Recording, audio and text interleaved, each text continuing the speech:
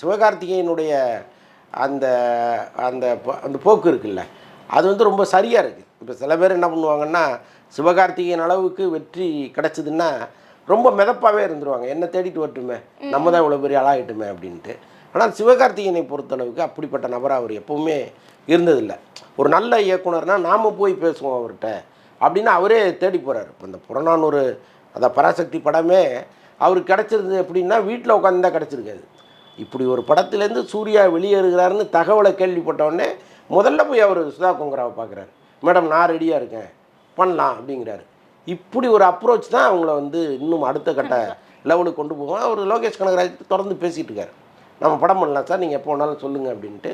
கைதி 2 முடிஞ்சோன்னா அவருக்கும் சில விஷயங்கள் இப்போ வெளி மாநில படங்கள்லாம் பண்ண வேண்டியது இருக்குது. மாற்றுமொழி படம் அநேகமாக தெலுங்கு படம் ஒன்று பண்ண வேண்டிய சூழலில் அவர் இருக்கார் லோகேஷ் கனகராஜ்.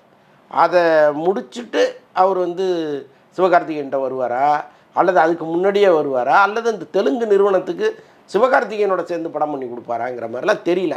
எல்லாமே ரொம்ப ஆரம்பகட்ட பேச்சுவார்த்தையாக இருக்குது.